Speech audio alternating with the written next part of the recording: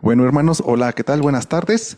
Es un gusto para mí estar aquí al frente dirigiendo este culto en esta fecha tan especial que es para nosotros. Quiero mandarle un saludo a todas las mamitas que nos están viendo. Una felicitación. Son tiempos difíciles, pero sabemos que Dios está con nosotros y que pronto podremos todos reunirnos y darnos un abrazo fraternal, estar juntos todos en un mismo lugar, pero ahorita son tiempos de estar cada quien en su casita, estar resguardados, y eso es por el bien de cada uno de nosotros.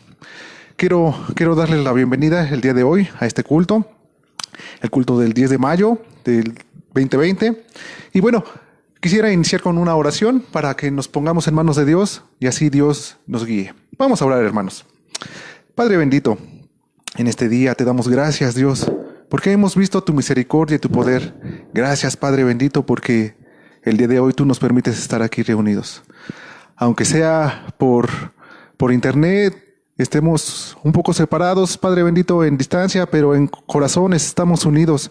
Estamos, Padre bendito, fortalecidos en ti, Padre bendito. Pero también hay temor, hay dudas, Padre bendito. Te pido que tú fortalezcas nuestra fe, Padre.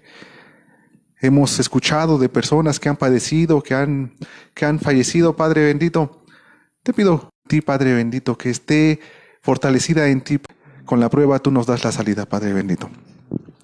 Te pido que tú les des sabiduría a nuestros gobernantes, que tú, Padre bendito, obres en ellos, porque de ellos depende que podamos salir pronto, Padre bendito. Pero también de nosotros en el ser obedientes, Padre. Pon un corazón dispuesto a que seamos obedientes, Padre bendito. Pero también en estos tiempos, Padre, tú sabes que hemos padecido en cuanto a la economía. Muchos hermanos, mucha persona allá afuera está perdiendo sus empleos. Te pido, Dios, que tú obres poderosamente en ellos. Que tú, Padre bendito, hagas que la economía no falte en su hogar, Padre bendito. Que ellos tengan los recursos necesarios para poder ir día a día. Sabemos que te tenemos a ti, Padre bendito, y teniéndote a ti, Padre, lo tenemos todo. Sabemos que si buscamos primero tu reino, tu justicia, lo demás será añadido por tu mano poderosa, Padre bendito. También, Padre, nos hemos enterado de personas que están padeciendo enfermedad. Dios, te pido que tú obres poderosamente en ellos, que tú les muestres tu misericordia y tu gran poder, que ellos puedan ver, Padre bendito, que es por ti que están levantándose, Padre bendito. Te pido, Dios, que tú obres poderosamente en cada uno de nosotros, en estos tiempos que debemos de estar resguardados, Padre. Te pido también, Dios, que en estos tiempos en los cuales está la familia reunida en un hogar, Padre, tú traigas fuerza y fortaleza a la cabeza de familia.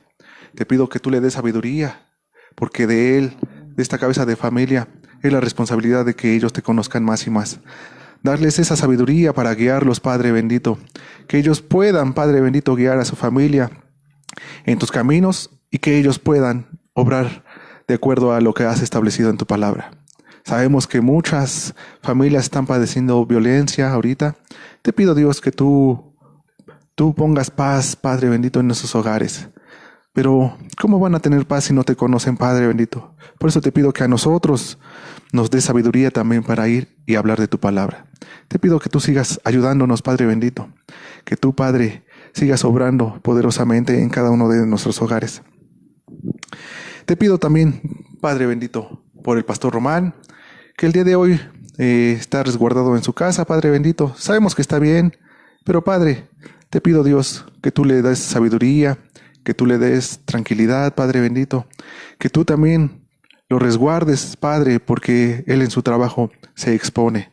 Pero sabemos, Padre, que tú cuidas a tus hijos, Padre bendito. Te pido por su esposa, Padre, que tú la cuides, la protejas, que tú la levantes poderosamente y, Padre, que la familia pastoral tú la bendigas enormemente. También, Padre, te damos gracias por las iglesias que se han levantado a través de medios electrónicos, usando la tecnología, Padre. Queremos seguir llevando de tu palabra a través de estos medios. Que, Padre, tu mensaje, el mensaje que tú traes todos los días, Padre, se quede impregnado en nuestros corazones, en nuestras mentes, que los podamos poner en práctica, Padre, porque sabemos que tú quieres que seamos hacedores de tu palabra. Te damos gracias, Padre, por todo lo que nos has dado en este tiempo, en estos meses, Padre bendito, que hemos de estar resguardados. Sabemos que tú eres poderoso y que tú obrarás y seguirás obrando, Padre bendito. Te damos gracias por este tiempo. Nos abandonamos en tus manos, pidiéndote, Dios, que tú pongas en nosotros esa inquietud de escuchar tu palabra, Padre, de leer tu palabra, de poner en práctica lo que tú nos has dicho, Padre bendito. Nos abandonamos en este tiempo, sabiendo que tú tienes un mensaje poderoso para nosotros. Te damos gracias, Padre, en nombre de Cristo Jesús. Y bueno, hermanos, como les decía, es un gran gusto estar con ustedes aquí reunidos, acompañado de algunos hermanos que hacen posible que tengamos estas transmisiones. Les pido que, hermanos, que sigan orando, que sigan teniendo sus lecturas como cada día, que no se aparten del buscar de Dios. Sabemos que son tiempos difíciles, pero Dios nos tiene grandes planes, nos ha resguardado y sabemos que todo es para bien para los que aman a Dios. Y en esta mañana, hermanos, quisiera que leyéramos juntos, ustedes en su casa. Yo voy a leer aquí el Salmo 24, el cual es un salmo de David y el cual expresa que tenemos un rey poderoso, un rey de gloria. Vamos a darle lectura a la siguiente porción bíblica, hermanos. Dice, Salmo 24. De Jehová es la tierra y su plenitud, el mundo y los que en él habitan. Porque él la fundó sobre los mares y la afirmó sobre los ríos. ¿Quién subirá al monte de Jehová? ¿Y quién estará en su lugar santo? El limpio de manos y puro de corazón, el que no ha elevado su alma a cosas vanas, ni jurado con engaño. Él recibirá bendición de Jehová y justicia del Dios de salvación. Tal es la generación de los que le buscan, de los que buscan tu rostro, oh Dios de Jacob. Alzad, oh puertas, vuestras cabezas, y alzaos vosotros puertas eternas, y entrará el Rey de gloria. ¿Quién es este Rey de gloria? Jehová, el fuerte y valiente, Jehová, el poderoso en la batalla. Alzad, oh puertas, vuestras cabezas, y alzaos vosotras puertas eternas, y entrará el Rey de gloria. ¿Quién es este Rey de gloria? Jehová de los ejércitos, Él es el Rey de gloria. Amén, hermanos. Pues, hermanos, es un gusto que puedan estar sintonizando este canal. Recuerden que semana con semana estamos llevando esta transmisión en vivo, pero también tenemos la bendición de que si se la perdieron en vivo, lo pueden revisar luego en su Facebook o lo está subiendo Eric, nuestro hermano Eric, a YouTube. Entonces también está ahí están los videos para que puedan ver lo que Dios tiene para nosotros. Y bueno, es tiempo de darle alabanza a nuestro Dios poderoso, a nuestro Rey de gloria. Vamos a entonar los cantos con gusto, con alegría. Vamos a expresarle nuestra gratitud a Dios a través de estas alabanzas. Hermanos, les pido que dispongan su corazón, que pongan toda su mente, sus sentimientos, que los puedan expresar directamente a nuestro Padre Dios poderoso. Hermanos, dejemos este tiempo para que podamos alabar a nuestro Dios poderoso. Gracias, hermanos.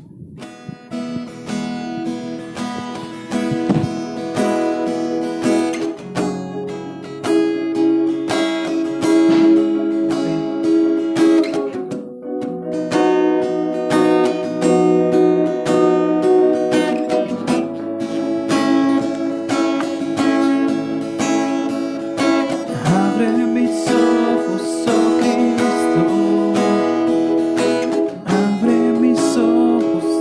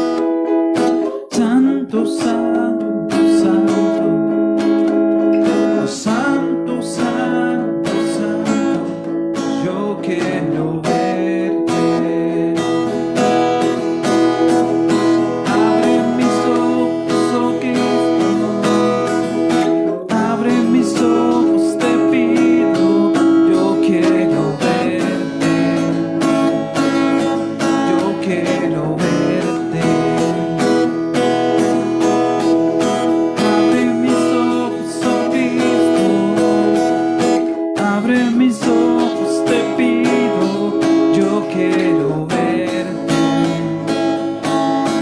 yo quiero verte, contemplar tu majestad y el resplandor de tu gloria. Derrama tu amor y poder cuando cantamos santo, santo, y contemplar tu majestad y el resplandor de tu gloria.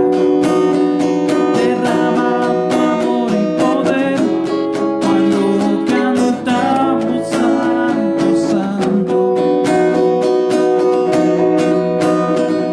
santo, santo, santo, santo, santo, santo, santo, santo, yo quiero verte y contemplar tu majestad y el resplandor de tu gloria. Derrama tu amor y poder cuando cantamos santo, santo, y contemplar tu majestad y el resplandor de tu gloria. Derrama tu amor y poder cuando cantamos santo, santo, y contemplar tu majestad y el resplandor de tu gloria. Derrama tu amor y poder cuando cantamos santo, santo, y contemplar tu majestad y el resplandor de tu gloria. Derrama tu amor y poder cuando cantamos santo, santo, y contemplar tu majestad y el resplandor de tu gloria. Derrama tu amor y poder cuando cantamos santo, santo, santo,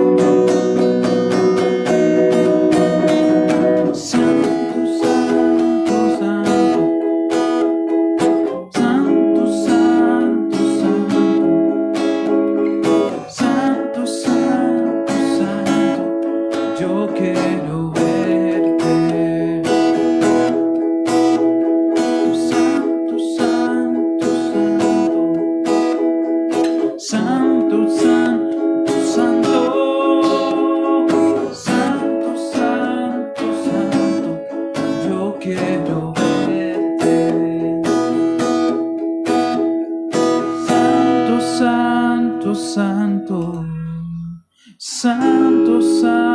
santo, santo, santo, santo, santo, santo, yo quiero verte.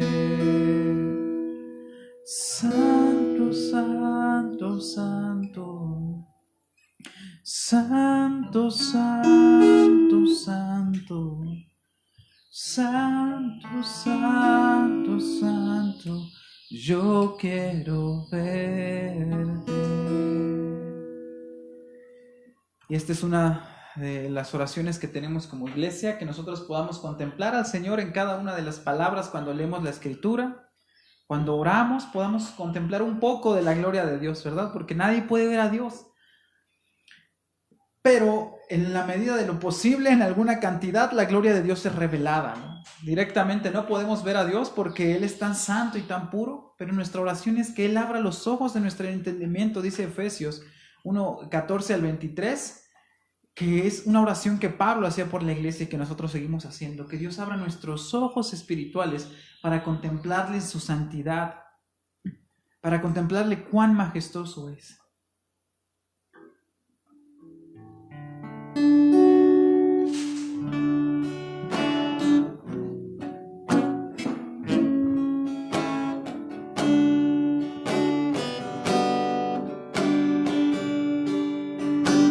Santo,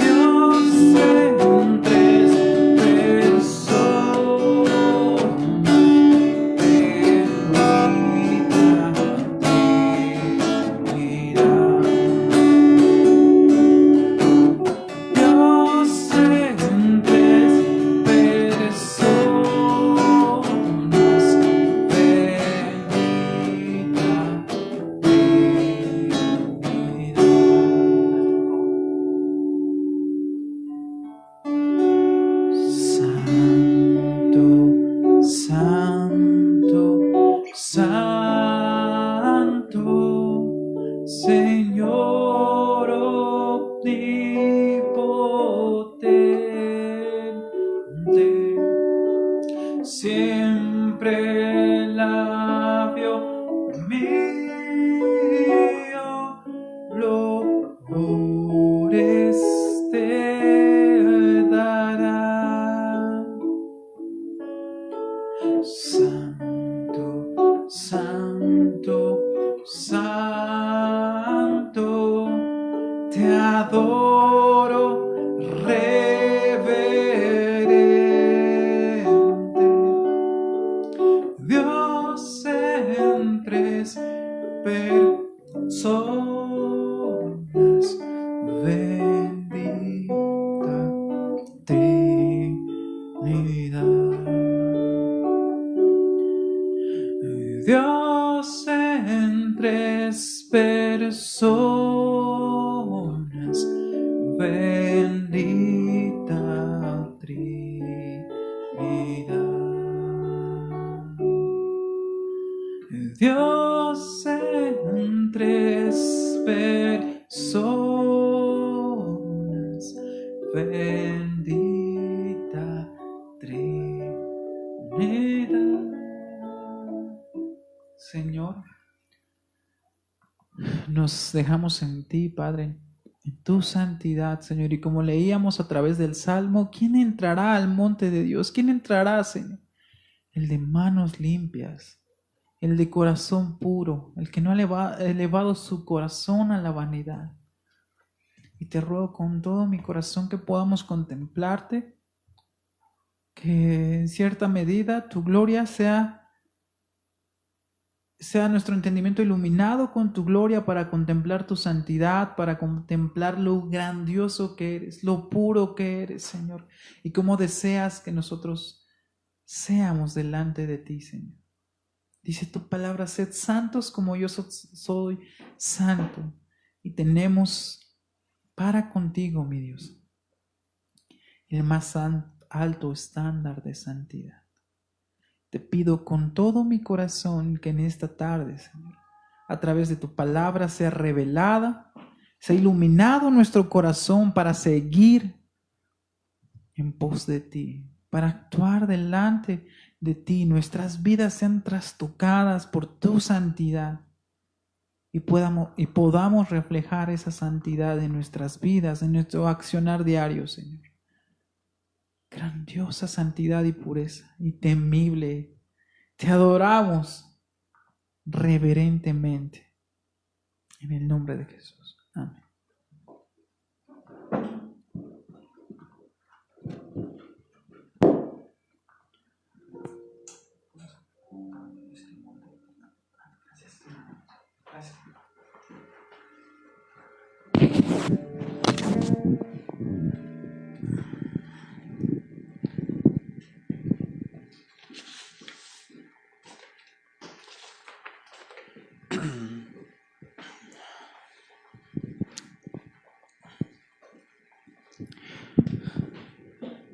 Hermanos, ¿qué tal? Muy buenas tardes. Tengan todos ustedes. Ahora tocó el privilegio y la gran responsabilidad de compartir la palabra de Dios. Reitero los saludos que Memo les dio al principio, las salutaciones. Sean bienvenidos y sean bendecidos todos los que nos escuchan en este momento, nos estarán escuchando posteriormente. Gracias a la tecnología podemos tener grabada este mensaje y los mensajes anteriores. Eso es muy lindo porque podemos tener una secuencia. Acuérdense que estamos estudiando el libro de los Hechos con un propósito, y el propósito es establecer cuáles eran las cualidades y las características que la iglesia del libro de Hechos tenía, y nosotros podamos tenerla como un principio para nuestras iglesias, un principio regulador, características que nos ayudan, atributos que nos ayudan de la primera iglesia para nosotros podernos conducir individualmente y en congregación. Y el día de hoy, hermanos, vamos a continuar con nuestra serie de Hechos llamada Una Iglesia Fuerte. Y el tema que me tocó a mí lo titulé La pureza y el poder. Ahorita les voy a explicar un poquito en qué contexto viene ese título, pero le denominé La pureza y el poder.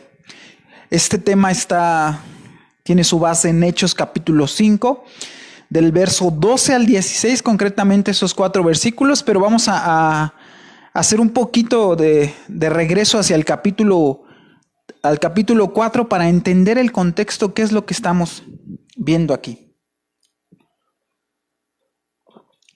Pero antes de esto, hermanos, nunca sobra la oración y me gustaría poner esta palabra en sus manos. Y te pido que ahí donde estés inclines tu rostro y podamos orar delante de nuestro Dios. Padre eterno, Rey de gloria, Príncipe de paz, venimos delante de ti a poner nuestras vidas enteras delante de ti para que tú actúes como tú quieres. Te ruego con todo mi corazón que suplas mi incapacidad, que suplas mi falta de conocimiento, que suplas todos los defectos que yo tengo a la hora de predicar y que tu Espíritu Santo me ilumine, traiga a mi memoria esos recuerdos, traiga a mi memoria todas aquellas predicaciones, todo aquello que estudié, Padre, para poder comunicar verazmente, eficazmente. Señor, yo te pido que el poder de tu Espíritu Santo no se limite a mis palabras porque son pocas, que el poder de tu Espíritu Santo venga sobre la vida de los que están escuchando, no solamente para oír y para entender, sino para mover nuestros corazones.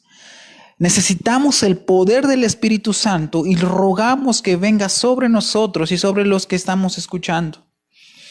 Yo te ruego con todo mi ser también, Padre, que quites todo pensamiento, que quites cada palabra que no vaya a ser de edificación y bendición para la vida de mis hermanos. Y que pongas en mi mente, Señor, en mi boca esas palabras que van a ayudar a mis hermanos a crecer en conocimiento, en sabiduría y en gracia, como tú lo hacías, Padre.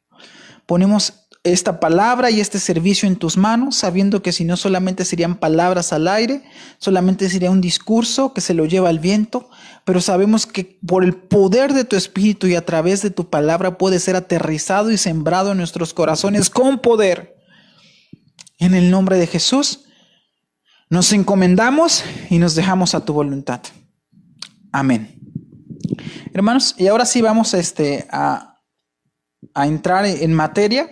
Les pido que abran sus Biblias y vayamos ahí, Hechos capítulo 4. Vamos a empezar desde el 4:32. Vamos a regresar un poquito o un muchito, pero es desde 4, Hechos capítulo 4, del 32 al 5:10.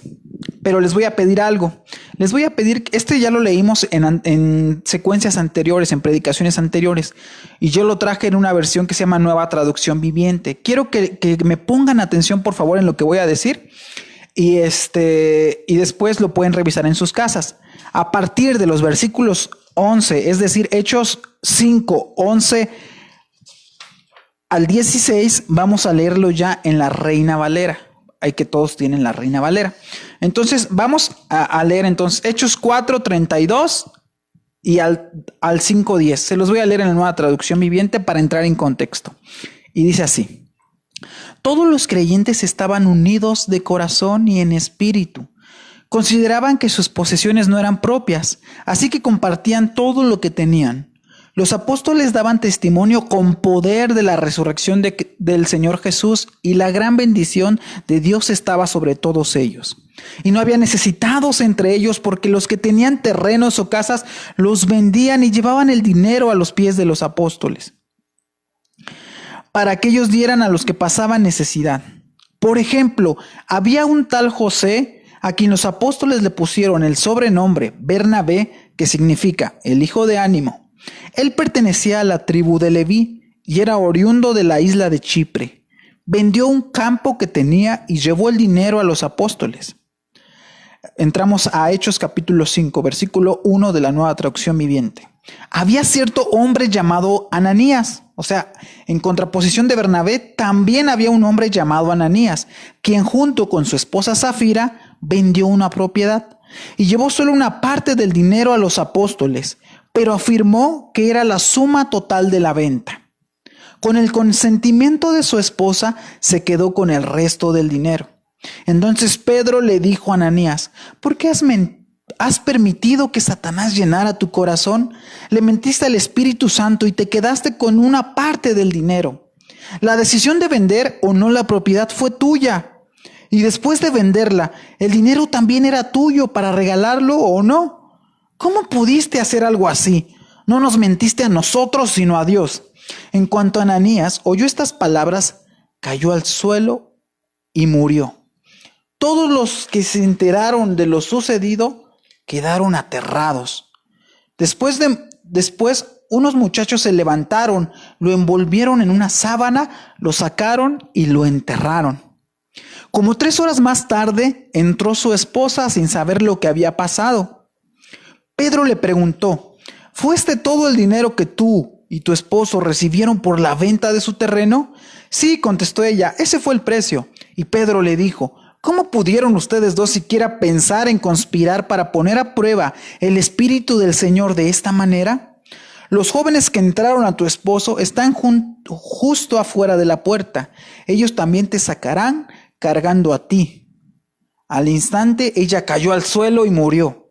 Cuando los jóvenes entraron y vieron que estaba muerta, la sacaron y la enterraron al lado de su esposo. Entonces, hermanos, ahorita vamos a entrar ya en el texto que nos concierne, pero ahorita les di el preámbulo de lo que vamos a estar leyendo, ¿no? Aparecen en este capítulo de Hechos, capítulo 4 al 32, aparecen 2 tipos, o sea, están 2 comparaciones. Y las 2 comparaciones es entre un discípulo que se llamaba Bernabé y otro discípulo que se llamaba Ananías y con su esposa Zafira, ¿no? Y está haciendo la comparación. Ananías y Zafira sufren el juicio y Ananías y Zafira después de que sufren el juicio, me voy a recorrer un poquito porque creo que no estoy saliendo a cuadro. Ahí sí. Entonces nos está poniendo 2 actitudes, la de Bernabé y la de Ananías y Zafira, que cayeron muertos. Y ahora sí vamos a entrar en materia en Hechos capítulo 5, verso 11 al 16. Y ahora sí todos tienen sus Biblias en la Reina Valera. Y dice así: Hechos capítulo 5, versículo del 11 al 16. Y dice: y vino gran temor sobre toda la iglesia y sobre todos los que oyeron estas cosas. Y por la mano de los apóstoles se hacían muchas señales y prodigios en el pueblo, y estaban todos unánimes en el pórtico de Salomón. De los demás, ninguno se atrevía a juntarse con ellos, mas el pueblo los alababa grandemente. Y los que creían en el Señor aumentaban más, gran número así de hombres como de mujeres, tanto que sacaban los enfermos a las calles y los ponían en camas y lechos, para que al pasar Pedro, a lo menos su sombra cayese sobre alguno de ellos. Y aún en las ciudades vecinas muchos venían a Jerusalén trayendo enfermos y atormentados de espíritus inmundos, y todos eran sanados. Es palabra de Dios, hermanos. Y vemos el contexto aquí entonces, donde se desarrolla ya este hecho de la iglesia. Vemos este contexto de un juicio que Dios había hecho hacia algunos miembros de la iglesia, que eran Ananías y Zafira, ¿no? No sé si llevan la cualidad de miembros que eran ellos, pero ellos fallaron y hubo un juicio severo delante de ellos. Cuando yo hacía un poquito de remembranza, cuando estaba estudiando acerca del tema, y vea a unos comentaristas, algunos hermanos que ya han predicado sobre este tema, algunos libros, todos llamaban la atención hacia un tema que yo en realidad no lo creí tan relevante cuando hice mis primeras lecturas de esta porción bíblica. Y llamaban la atención a algo que se llama la pureza. Pero la pureza no es... La pureza no entendida como un don inmediato que Dios entregó a la iglesia cuando la iglesia fue derramada por el Espíritu, fue llena por el Espíritu Santo. La pureza no fue algo que Dios les regaló inmediatamente. No fue como una presencia que los inundó y a partir de ahí la iglesia fuera pura, sino como un proceso en donde cada individuo de la iglesia participaba activamente. Ustedes saben que para el proceso de la salvación nosotros solamente somos pasivos y recibimos la fe como don de Dios y la gracia para podernos salvar. Dios hace todo el trabajo. Pero para el proceso de purificación individual y de la iglesia, nosotros somos activos y debemos de participar yendo en pos de Dios. Nosotros debemos de participar no oponiéndonos a la voz de Dios, ¿no? A veces muchos dicen: deja que el Espíritu de Dios trabaje. Esa frase me cuesta un poquito. No sé si esté mal o esté bien, no lo estoy ahí juzgando. Me cuesta un poquito porque yo entiendo que cuando el Espíritu de Dios se propone algo, no hay cosa que realmente lo detenga, ni tu propia oposición. Yo prefiero decir que nosotros debemos de ser, en el proceso de la santificación, nosotros debemos de no tratar de oponernos, sino de caminar hacia Él, ¿no? Y entonces, estos comentaristas, cuando yo revisaba estos textos, apuntaban a eso, hacia la pureza como un proceso que cada persona y cada iglesia tienen que caminar, ¿no? Para esto, en Hechos capítulo 5 nos narra algo de las consecuencias de esta purificación, ¿no? Y también para hacerlo un poquito más entendible y explicar estos versículos, voy a hacer... digamos que vamos a esperarnos tantito y no leer el versículo 12, sino que vamos a leer nuevamente Hechos capítulo 5, versículo 11, nos saltamos el 12 y leemos el 13. Hechos 5, 11 y 13. Y dice así: y vino gran temor sobre toda la iglesia y sobre todos los que oyeron estas cosas. De los demás, ninguno se atrevía a juntarse con ellos, mas el pueblo los alababa grandemente. Y aquí entramos en un tema que nos va a ir dirigiendo un poquito hacia la pureza. Y dice, vino gran temor. Cuando yo estuve revisando este texto, es otra cosa que yo vi, que yo aprendí, es que esta palabra que se dice temor, en el griego es una palabra que ustedes van a conocer y lo van a asociar. Esta palabra no se refiere solamente muchos dicen que el temor a Dios es como un respeto, ¿no? Pero realmente es más allá que un respeto, es un temor más agobiante. La palabra que se traduce como temor es la palabra phobos, ¿no? Y ustedes saben que es un phobos, y nosotros compusimos en español muchas palabras derivadas de estas. Cualquier tipo de fobia se deriva de phobos, ¿no? ¿Y qué es una fobia? ¿Es un miedo excesivo o es un pánico, ¿no? Entonces lo que está diciendo el texto aquí en Hechos capítulo 5, 11 es que vino un miedo excesivo, un pánico a todos los que habían escuchado que Ananías y Zafira habían muerto por tratar de engañar a Dios. Eso es lo que está diciendo aquí el texto, que había un miedo excesivo. Y esa misma palabra también se repite ahí, en el libro de Hechos capítulo 5, verso 5, cuando dice, los que se enteraron de lo que sucedió con Ananías y Zafira quedaron aterrados, quedaron phobos, dice la Biblia. O sea, quedaron llenos de pánico, de temor, ¿no? Y no solamente es un temor de respeto, sino es un temor que te hace temblar.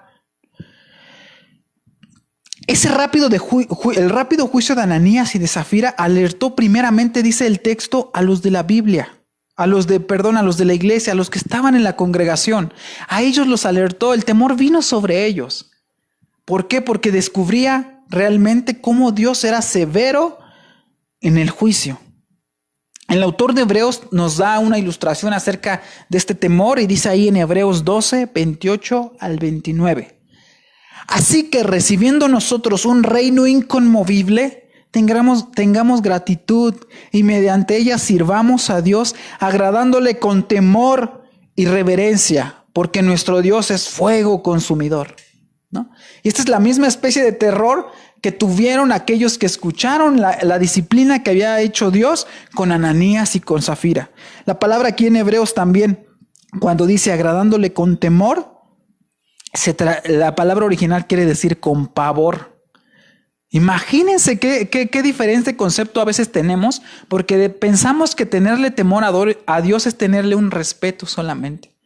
Pero en realidad el miedo que sintieron en ese día los de la iglesia y el miedo que nos invita el autor de Hebreos a tener delante de Dios es un miedo realmente, a lo mejor no de que te va a enjuiciar o de que Él es malo, sino es un temor porque Él es tan santo y Él es tan puro que cuando nosotros, ¿se acuerdan a Isaías, a Daniel, a Juan, cuando ellos tuvieron las visiones? ¿Cómo cayeron aterrados delante de Él? Cuando Jesús está en la barca y cuando Jesús le dice a Pedro que eche las redes y Pedro ha estado toda la noche pescando, ¿no? Toda la noche ha estado pescando y el Señor le dice, echa la red ahí. Y Pedro, no queriendo mucho, la echa y pescan gran cantidad de peces y le dice Pedro cayendo a tierra, Señor, Aléjate de mí porque soy pecador. Es esa clase de temor cuando nos acercamos delante de Él, porque sabemos que nuestros corazones pueden ser descubiertos delante de su presencia. En segundo lugar, también este temor no solamente vino para los que estaban en la iglesia. Acuérdense que los que estaban en la iglesia eran los que habían sido movidos por el Espíritu Santo. Primero dice la Biblia que por la predicación de Pedro 3,000, después 5,000. Ellos fueron los que primero entraron en este temor. Y después nos dice el texto que también, sobre todo los que oyeron estas cosas, fueron aterrorizados. ¿Y qué es lo que aterrorizó a los que estaban escuchando la historia de Ananías y Zafira? ¿Qué fue? Cuando esto se divulgó más allá de la iglesia, ¿qué fue lo que los aterrorizó? La disciplina tan severa con que Dios trató el pecado, ¿no? Pero ¿qué es la disciplina, hermanos? ¿Qué es la disciplina? La disciplina es una amonestación, una sanción o un castigo ejercida hacia algún cristiano sorprendido en pecado y por lo general que este pecado persiste, ¿no? Estamos hablando de la disciplina bíblica o la disciplina dentro de la congregación. Podemos hablar de una disciplina que ejerce el padre de familia, el cabeza de familia hacia sus hijos, y también esa disciplina anota la Biblia cómo debe de ser. En el contexto estamos hablando de una disciplina que se ejerce en la iglesia, ¿no? Normalmente esta disciplina es ejecutada por las autoridades que el Señor ha designado en cada congregación. El pastor, los líderes, el presbítero, los obispos, como se llamen, los ancianos en cada congregación. Normalmente ellos son los que hacen esta disciplina, ¿no? Ustedes recuerdan Mateo 18 cuando el Señor Jesús dice, díselo a la iglesia. Y donde 2 o 3 se pusieron de acuerdo, ahí estoy yo. En esa disciplina. También aquí vemos que aunque el Señor fue el que trajo el juicio sobre Ananías y Zafira, fue Pedro quien señaló esta disciplina hacia ellos, ¿no? Las sanciones que trae la disciplina también van desde una llamada de atención. A veces ustedes ven que también se cesa a alguna persona de que participe en algún ministerio. Y si es muy grave la falta, si es muy grave el pecado y la persona no quiere arrepentirse, puede llegar hasta la expulsión de la iglesia, de las personas, ¿no? Pero la disciplina no solamente es este proceso en el cual se amonesta, se sanciona o se castiga a una persona, sino que también es una herramienta que el Señor usa para cumplir uno de los propósitos fundamentales de la iglesia, ¿no? ¿Y cuál es uno de los propósitos fundamentales y principales de la iglesia? Su pureza, la pureza de la iglesia. Cuando el Señor comienza a trabajar y a obrar el Espíritu Santo ahí en Hechos, Él estableció también metas para esta iglesia. Cuando la diseñó con un propósito, con unos objetivos. Y Pablo nos enseña, por ejemplo, en Efesios capítulo 5, del versículo 25 al 27, ¿cuál es ese propósito? Y dice, está haciendo una analogía entre los maridos y con sus esposas y Cristo y la iglesia. Y dice así: maridos, amad a vuestras mujeres, así como Cristo amó a la iglesia y se entregó a sí mismo por ella. ¿Cuál es el propósito de que Cristo se haya entregado? Para santificarla, habiéndola purificado en el lavamiento del agua por la palabra, a fin de presentársela a sí mismo como una iglesia gloriosa, que no tuviese mancha, ni arruga, ni cosa semejante, sino que fuese santa y sin mancha. Entonces, cuando Dios echa a andar la maquinaria de la iglesia, tiene eso en mente, que la iglesia se mantenga pura, sin mancha, sin arruga delante de Él.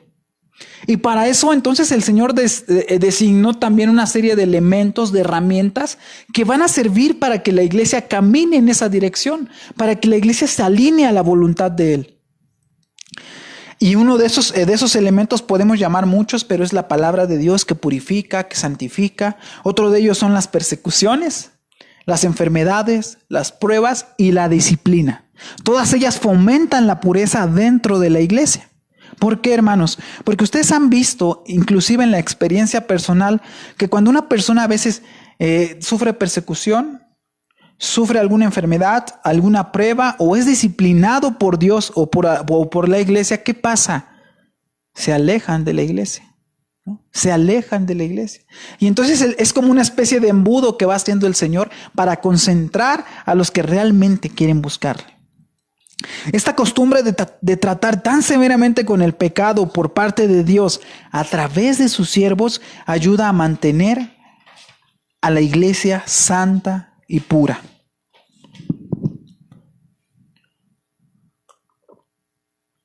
Con esto no estoy diciendo que la disciplina sea una fórmula mágica que nos va a quitar todo el pecado de la iglesia, porque no es así, hermanos, pero sí nos lleva en ese camino hacia una purificación.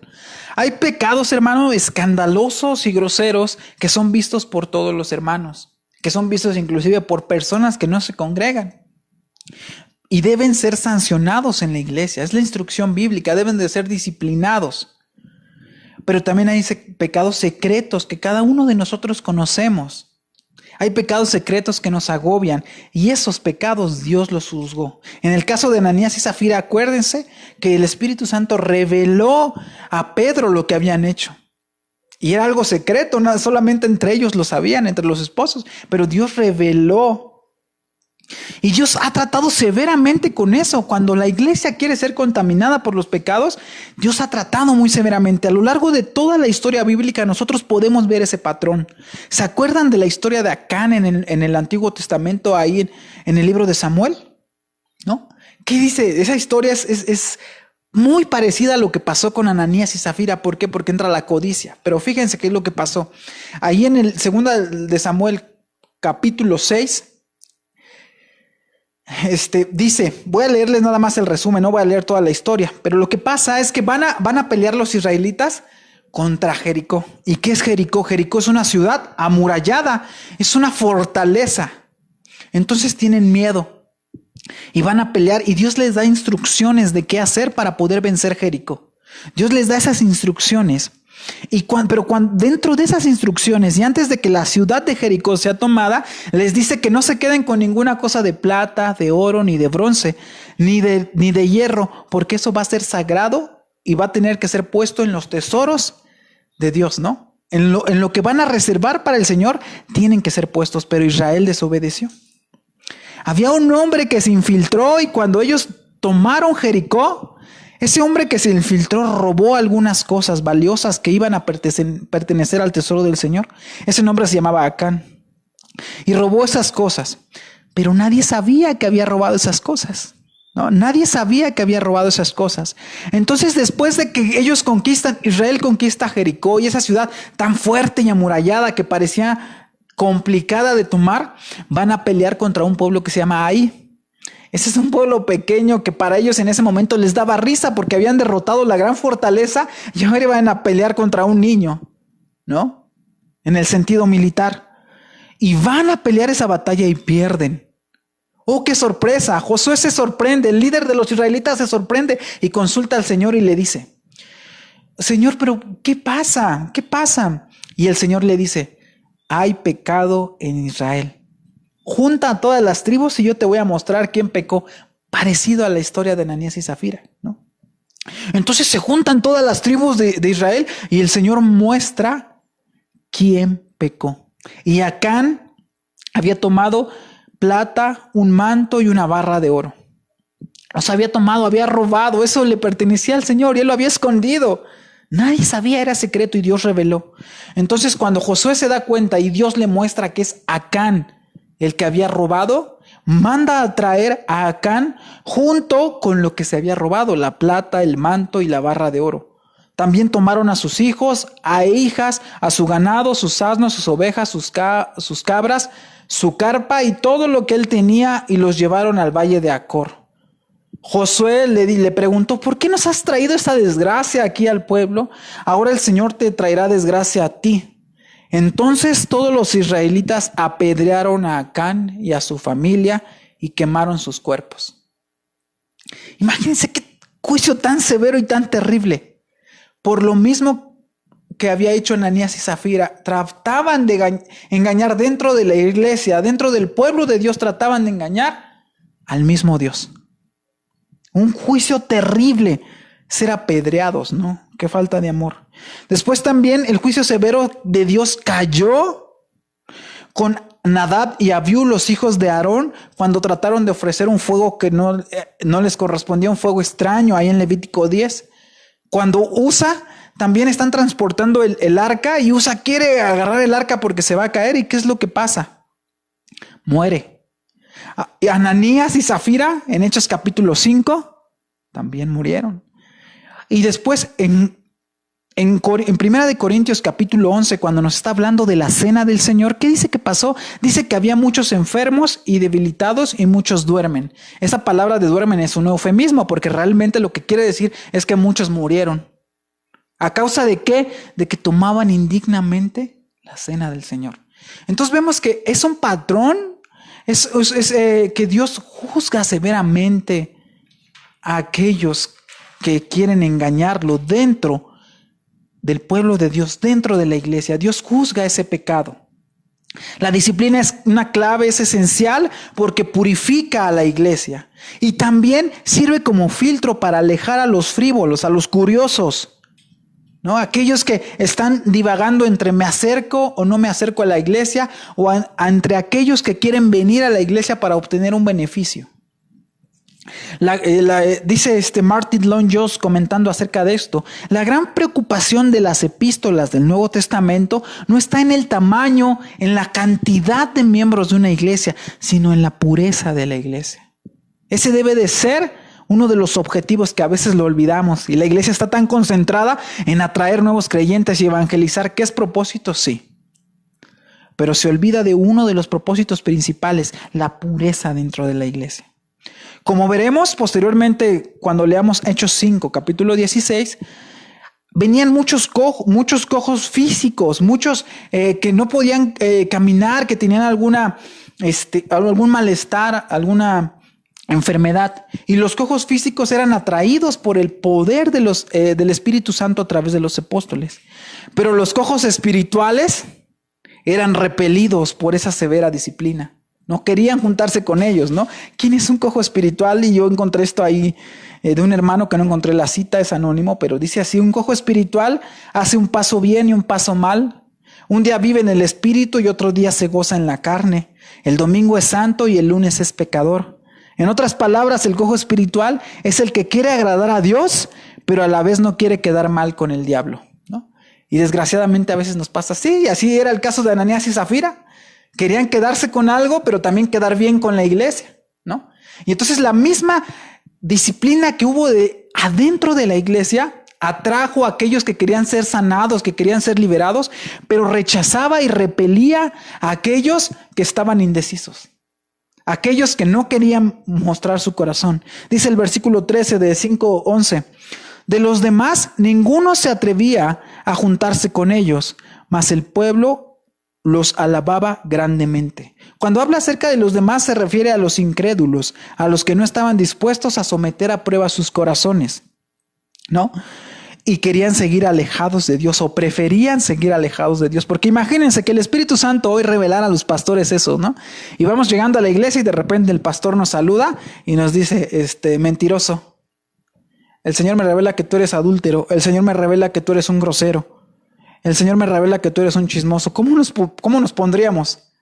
Realmente sería algo aterrador para nosotros. ¿Por qué?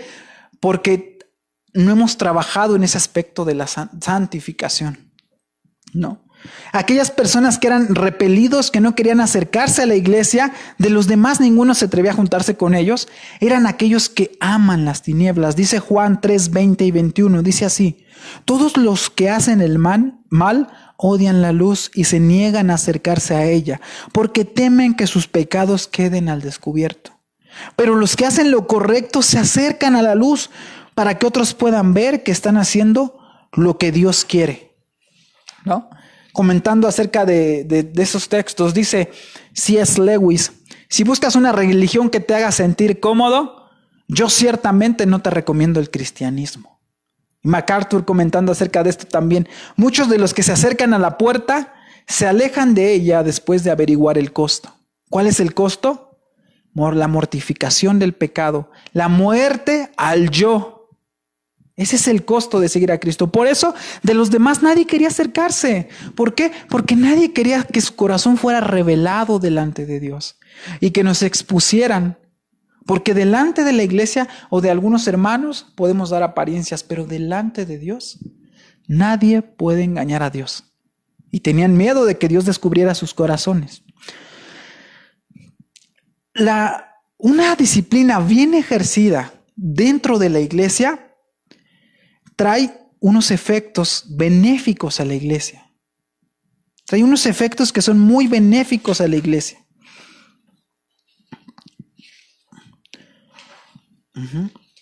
Por ejemplo, muchos dicen que cuando se ejerce disciplina en la iglesia, esto va a hacer que la evangelización se frene. No, pues que van a tener miedo de venir porque Dios los puede juzgar o porque la iglesia puede juzgar sus pecados.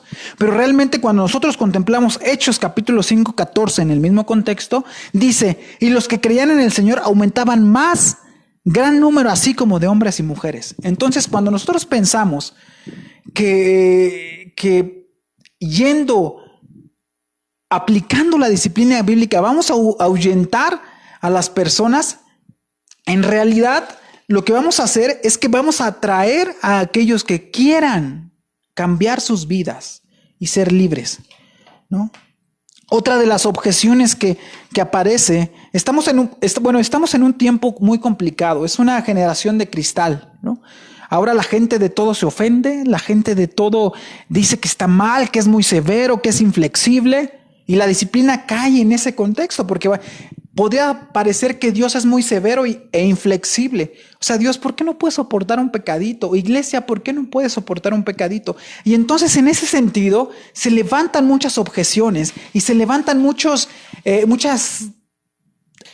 agresiones contra esta doctrina bíblica de la disciplina ejercida por Dios o por la iglesia. Y se levantan muchas objeciones. Una de ellas que les decía es que dicen que si nosotros tenemos una disciplina fuerte en la iglesia, entonces dicen que esta va a repeler a aquellos que se acercan. Pero no es así, ¿no? La disciplina bíblica va a atraer a aquellos que se van a transformar. Otro es que la disciplina, otra objeción, dicen que la disciplina sería juzgar a alguien. Y dicen, es que nosotros no podemos juzgar, ¿verdad? Nosotros no podemos juzgar porque dice la palabra que no. Pero realmente nosotros no podemos juzgar, hermano. La Biblia nos enseña que nosotros podemos juzgar y les voy a decir en qué contexto. Dice ahí Romanos 14, del 1 al 5, dice así. Recibid al débil en la fe, pero no para contender sobre opiniones, porque uno cree que se ha de comer todo y otro que es débil come legumbres. El que come no menosprecia al que no come, y el que no come no juzgue al que come, porque Dios le ha recibido. ¿Tú quién eres que juzgas al criado ajeno? Para su propio Señor está en pie o cae, pero estará firme, porque poderoso es el Señor para hacerlo estar firme. Uno hace diferencia entre el día a día y otro juzga iguales todos los días. Cada uno esté plenamente convencido en su propia mente. Pues si vivimos para el Señor vivimos, y si morimos para el Señor morimos. Así pues, que sea que vivamos o que muramos, del Señor somos. ¿Qué es lo que está diciendo aquí la Biblia, hermanos? Romanos capítulo 14, y si después lo quieren leer en casa, lo leí en la Nueva Traducción Viviente. Lo que nos está diciendo aquí el apóstol Pablo es que ¿en qué no podemos juzgar? En cosas que son triviales o de libertad cristiana, ¿no? ¿Cuáles son esas cosas? Son aquellas circunstancias, aquellas decisiones que no hay una clara prohibición en la Biblia. No hay una clara prohibición, un claro mandato, y son cosas de libertad. Por ejemplo, Pablo nos pone aquí algunos ejemplos y dice, nadie te juzga en comida o en bebida. Supongamos que en la iglesia hay un hermano que le gusta comer moronga y otro dice que no, que eso es pecado. O otro carne de puerco y otro lo menosprecia y dice, no, es que el que come carne de puerco, ese es un pecador. Ese no merece el cielo, arrepiéntete. Pero la Biblia nos dice que Él ha santificado todos los alimentos, ¿no? Entonces, y el que no come y el que come, al otro le dice, es que ese es un debilucho, ese no sabe, y con cualquier cosa se espanta, lo menosprecia. Entonces Pablo aquí en Romanos nos está diciendo que lo que no debemos de juzgar a otro hermano realmente son en cosas de libertad cristiana. Cosas triviales. Por ejemplo, entre las iglesias hay mucha discordancia o a veces hasta peleas porque algunos hermanos ponen arbolito de Navidad y otros no. Ese es un área de libertad cristiana. O por ejemplo, algunos celebran Navidad, el Día de la Madre, los cumpleaños, algún otro hermano decide que no. ¿Quién de los dos hermanos está mal? ¿El que no pone árbol, el que sí pone árbol, el que celebra o el que no celebra? ¿Quién está mal? Ninguno. Cada quien en su conciencia, si no está infringiendo la ley de Dios, puede hacer uso de esa libertad cristiana. Y Pablo sí nos dice, en eso no los juzguen, en eso no haya peleas entre ustedes. Pero, ¿en qué sí nosotros podemos juzgar, no?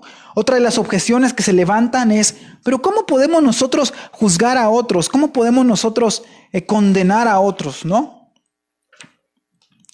Porque ahí en Romanos 7 Jesús dice que no juzguemos, no juzguéis para que no seamos juzgados, porque con el juicio con que juzgáis serás juzgado, y con la medida con que medís os serás medido. ¿Y por qué miras la paja del ojo de tu hermano y echas a ver la viga en tu propio ojo? ¿Qué es lo que está aquí diciendo el Señor? Dice, a veces tú juzgas y traes una viga en el ojo. Aquí el Señor nos está hablando de algo que se llama la calidad moral.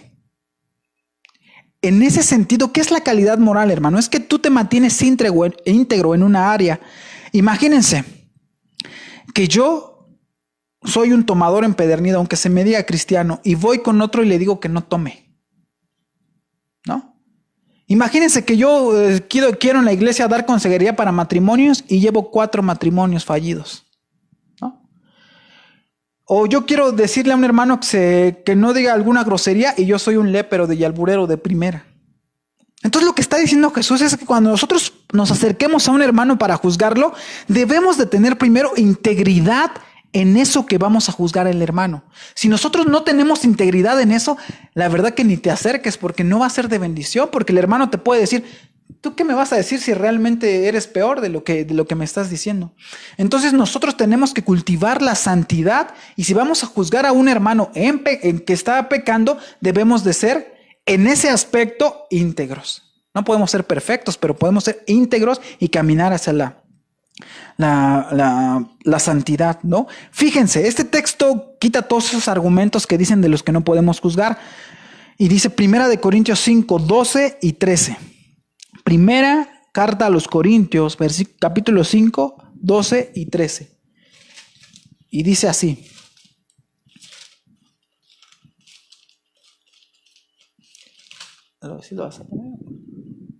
Bueno, ¿por qué razón tendría yo para juzgar a los que están afuera? ¿No juzgáis vosotros a los que están dentro?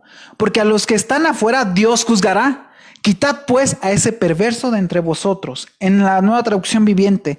No es mi deber juzgar a los de afuera, pero sí es responsabilidad de ustedes juzgar a los que están son de la iglesia y están en pecado. Dios juzgará a los que están afuera, pero como dicen las Escrituras, quiten al malvado de entre ustedes.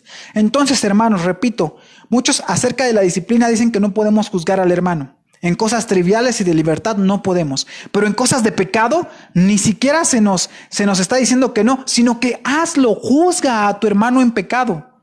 Ahorita vamos a ver que también no es juzgar tan rápido, ¿no? Otra de las objeciones es que disciplinar a un hermano sería falta de amor. O juzgar a un hermano que está en pecado sería una falta de amor. Es todo lo contrario. ¿Por qué? Porque ustedes han visto y conocen experiencias de cómo el pecado es tan destructivo, hermanos. Cómo el pecado ha destruido relaciones, familias enteras, ministerios, dividido iglesias. El pecado es una cosa terrible. Es una cosa terrible el pecado. Decía un hermano que Jonathan Wright decía, hay unas de las cosas que un hombre no... Son 3 cosas con las que un hombre no debe de jugar. Un poco de veneno, un poco de falsa doctrina y un poco de pecado, ¿no? El pecado trae efectos terribles en la vida de las personas. Entonces, hermano, nosotros sí podemos juzgar en cuanto a pecados, porque también estamos mostrando el amor. Al contrario de ser una falta de amor, cuando tú juzgas y exhortas a tu hermano que está en pecado, es porque le tienes amor. ¿Quién nos salvaría a su niño que va corriendo hacia la avenida? Porque está en peligro. De la misma manera exhortemos a nuestros hermanos. Y para terminar esto, hermanos, quiero decirles que esta disciplina que busca la pureza, tomado del libro de Daniel Wright, nos da algunos beneficios de la disciplina bíblica que hay dentro de la iglesia. Y el primer beneficio es que nosotros glorificamos a Dios. ¿Por qué? Porque obedecemos lo que nos ha mandado. Disciplinar el pecado, observar el pecado. El otro beneficio es que podemos restaurar la relación del ofensor con Dios y con la iglesia. Ese es el objetivo. Cuando nosotros juzgamos un pecado, disciplinamos un pecado, exhortamos un pecado, nuestro objetivo en mente debe de ser que ese hermano regrese a los caminos de Dios.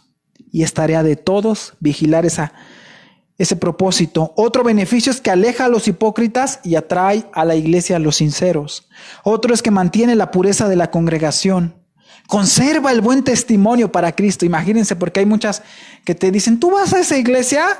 No, pues en esa iglesia va Juanito Pérez, ¿no? Fulanito X. En esa iglesia, tú vas a esa iglesia y qué descrédito. Cuando uno peca y no se disciplina, hay un mal testimonio. Pero uno de los beneficios es que se conserva el buen testimonio para Cristo. Otro es que sirve de advertencia a la disciplina para los hermanos. Si tú ves que a un hermano se le disciplina por alguna falta que hizo, ¿qué hacen los demás hermanos?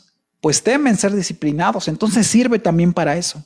Y otro es que evita dar a Dios un motivo para que nos discipline Él más, ¿no? A veces la disciplina de la iglesia puede ser fuerte, pero la disciplina de Dios, el juicio que vimos, ¿cómo es? Es más severo, ¿no? Y dice la palabra de Dios ahí en 1 de Pedro 4 que el juicio de Dios comienza por su casa. Así es que, hermanos, como la última parte, quiero decirles que nosotros estamos llamados a ir en ese camino.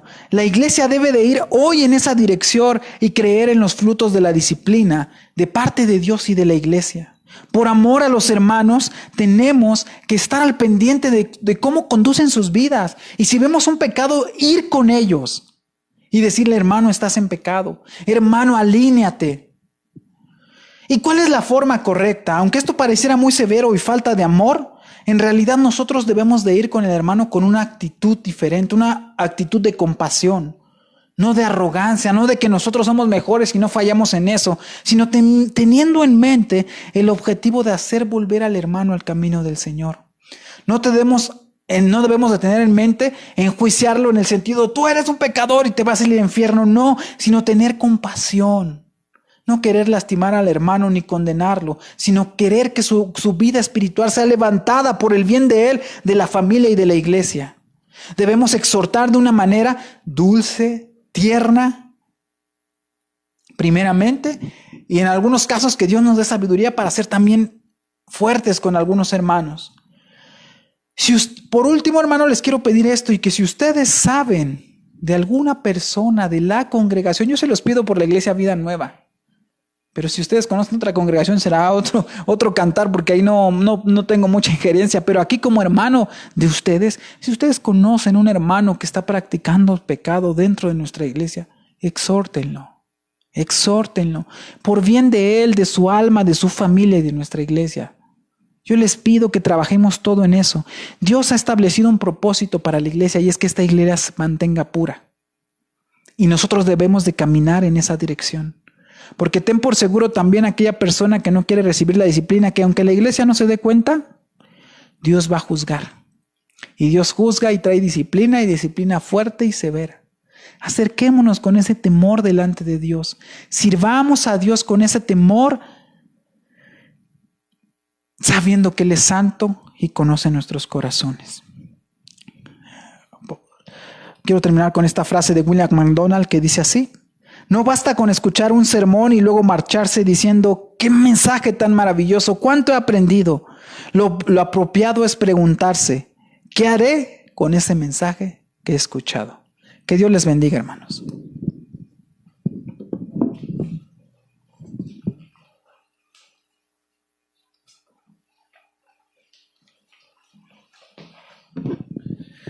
Bueno, hermanos, es una gran bendición siempre el escuchar la palabra de Dios. Damos gracias por la vida de Eric, de nuestro hermano Eric, que Dios lo ilumina y da unos mensajes que realmente llegan a nuestros corazones. Damos gracias por el tiempo que nos han dedicado a ustedes en este tiempo de este culto dominical. Y quisiera de nueva cuenta agradecer a todos los que nos ven en vivo, y recordarles que también nos pueden ver, si no nos pueden ver el día de hoy, nos pueden ver en la grabación que se queda en Facebook, en el Facebook de la iglesia, y también está en YouTube. Entonces, Quisiera ahora pasar a unos pequeños anuncios. Les quiero recordar, hermanos, que tenemos nuestra lectura bíblica que hoy toca, esta semana toca... Ay, ¿dónde está el papelito? Bueno, es del Salmo 89 al 115. Entonces, hermanos, recuerden que ya pronto terminaremos nuestro compromiso de la lectura bíblica en un año. Ya nos faltan poquitos meses, creo que un mes y medio. Entonces, recuerden el compromiso que hicimos, lo firmamos incluso para tener ahí un respaldo de que realmente nos comprometíamos a leer la Biblia en un año. También quiero recordarles, hermanos, que el pastor nos está enviando unas videocápsulas los días miércoles. Les pido que por favor vean esa pequeña cápsula, que nos reconfortemos, que lo que nos dice el pastor es para que tengamos ánimo, que recordemos en el Dios que tenemos, en el Dios en el que confiamos, hermanos. Quiero también de nueva cuenta felicitar a todas las mamis de la congregación, a todas las mamis que nos están viendo. Les mandamos un fuerte abrazo de parte de la iglesia. El pastor también les manda un gran abrazo, un saludo. En la próxima semana ya estará de nueva cuenta el pastor. El pastor está bien, está con su esposita, solamente que ahora le tocó predicar a Eric. Bueno,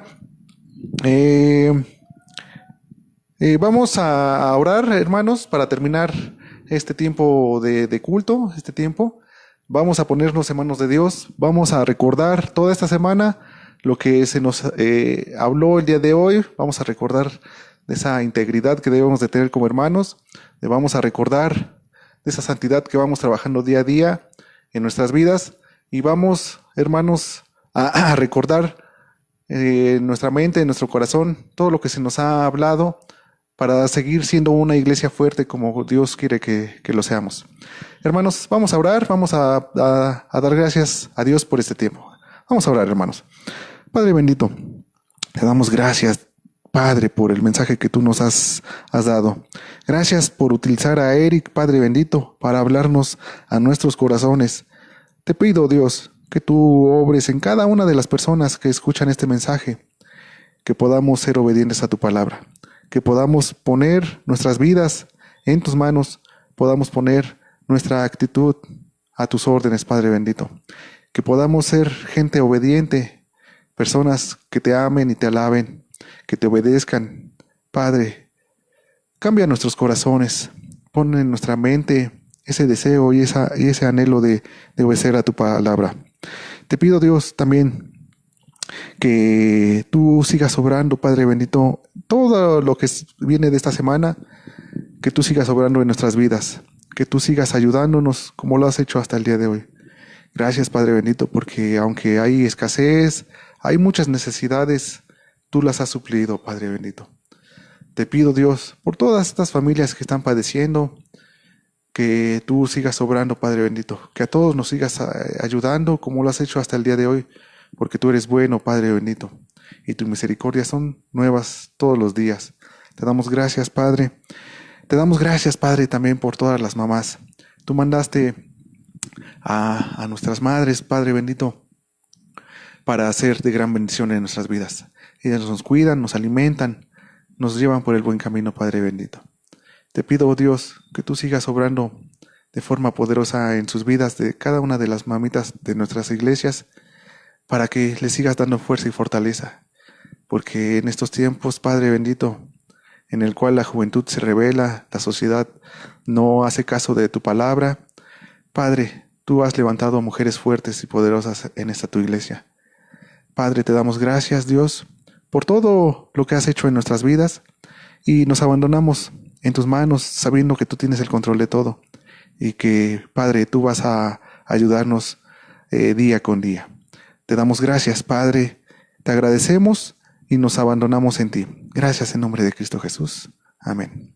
Hermanos, reciban un fuerte saludo de toda la familia de Vida Nueva Nesa. Les pido que sigan leyendo su devocional, que sigan orando y nos vemos por aquí la próxima semana si Dios quiere. Gracias, hermanos. Que Dios les bendiga.